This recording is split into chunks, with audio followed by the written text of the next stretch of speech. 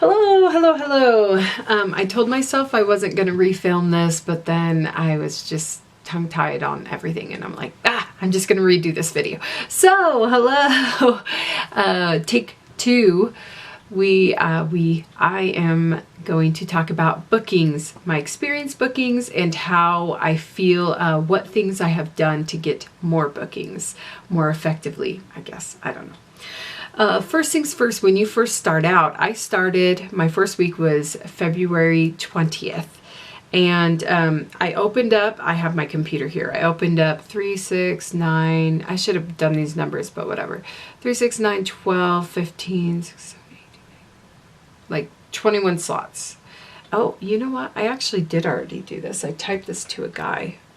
So I'm going to go pull up that post. So I opened up 21 slots and it looks like 6 of those slots were booked. You might think, oh, that's not a lot. Well, the thing is when you first start, you miss the window of opportunity actually for 2 weeks of bookings.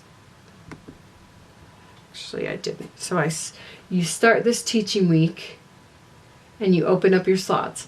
Then this Sunday is when the following week gets filled. Does that make sense? The following week.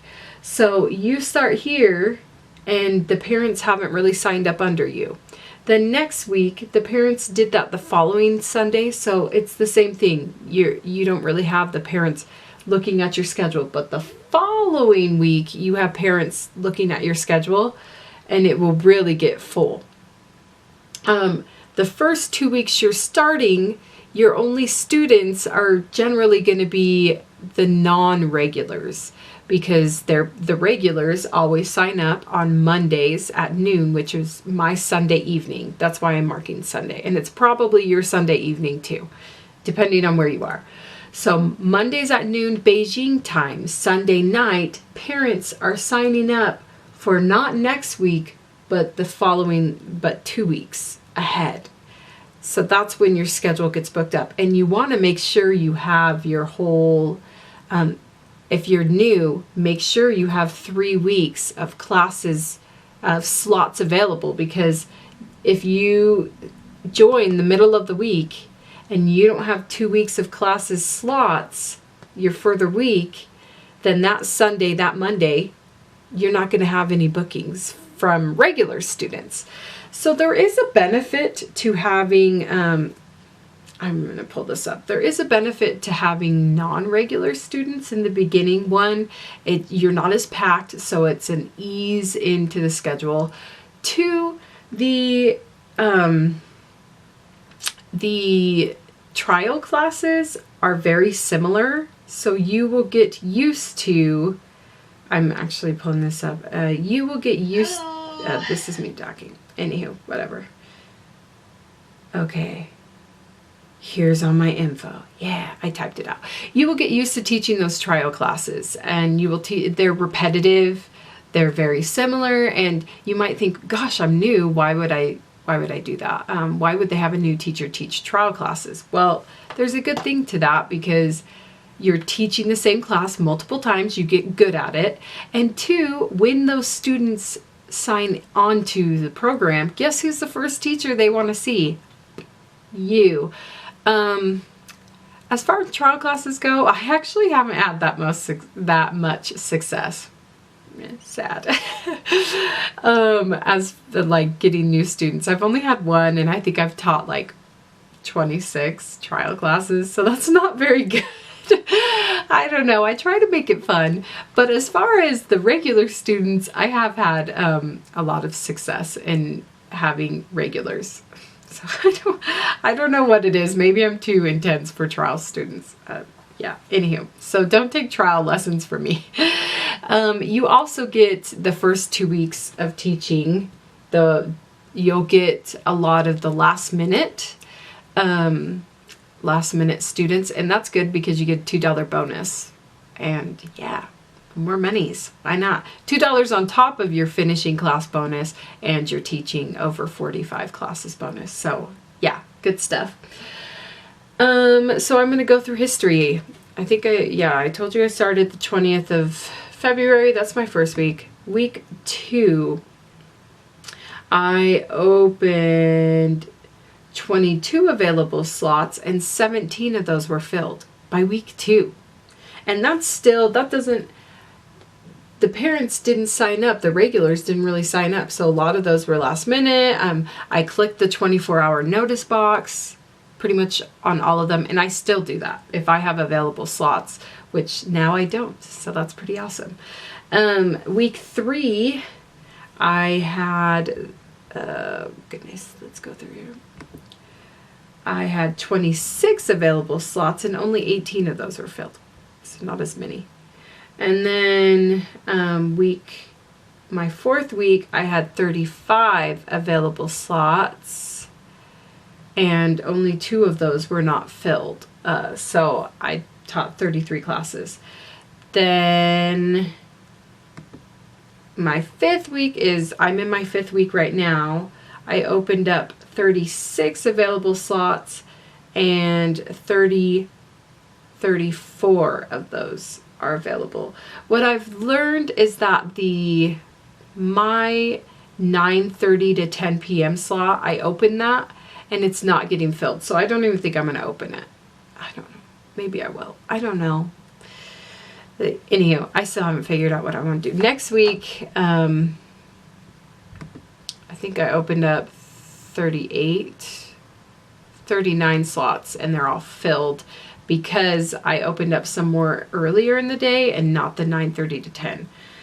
So that's my experience. That's week 6. Week 5 is booked. Week 4 was booked. Week 2 and 3 were okay. Just the first week, that's kind of iffy. And how to get repeat students. You know what I've noticed that have worked with the regular students, like I said, I'm not the best with trial students, but is try to figure out what they're into, like their thing, you know. Do you really like animals? Do you like princesses? Are you like a frilly girl or are you a boy's boy? Do you like cars? Do you like pirates? Do you like, what's your favorite TV show? What do you like to do for fun? Are you into tennis or swimming? Or, you know, I really like to figure out what the kid likes. And then when I teach them again, or there's one kid who really likes music. So I was like, all right, we're going to listen to some music for your reward. Yeah, yeah. Yeah, that was a good dance move. I know. You're welcome. So that's been fun for me, that trying to figure out what makes the kid, what gets them excited and what's something they're into. And this age group, I don't know if you remember when you were a kid, but when I was this age group, like, you know, between 7 and 12, you really get into things and things get you excited. So most kids have something, yeah, even the shy ones. And I also, for all you other teachers out there, teacher feedback, give that information. What does the kid like? I mean, it's cool to be like, oh, this kid's so nice and they're a little shy and they knew their ABCs really well and they blah, blah, blah. Like, okay, cool. But like, what do they like? Like, how can I make my class better for that kid? So I personally, and I know you're like, oh no, that's my secret knowledge. And that's how I get the kid coming back to me. Well, the thing is I put all that information in there on my kids and they still come back to me. So like, if you're a good teacher, no, I'm not going to say that. I don't think I'm a good teacher, but if you create a connection with the kid, they're going to want to see you again. And, I think that's why I've had a lot more steady kids coming back, is because I am actively trying to create that connection on top of whatever, on top of just teaching them the material. But you can like go in there, you're talking about friends. Who's your best friend? Or I don't know, you're talking about dogs. Do you have a favorite animal? I just throw stuff in there. So yeah, that's my little thing on bookings. Don't be faint-hearted. Make sure you have your slots opened up well in advance so that the teachers can book you. Give good feedback. I've gotten several comments saying I've I've given detailed feedback, and the parents appreciate that. I also, another thing is the 24-hour notice box, and I also will, sometimes I'll thank the parents for their support in the feedback. Like if they were sitting next to a student and I could tell that it like helped them, like they'd say in Chinese, like speak or something, and then the kid would, start speaking. And I mean, maybe it's kind of sucking up to the parents a little bit, but the parents are signing up for the classes. So if the parent really likes you, maybe that's what I do. Yeah. And I have been getting a lot more feedback, and it's because I ask for it. I'll give them feedback, and then at the end I'll say, can you please give me feedback? It helps me improve, and it also helps me get recognition. And then I'll say thank you, and I noticed that's been really good. Although the incentive for this month is like almost over. We only have one more week, but if that helps. So there you go, one more rant.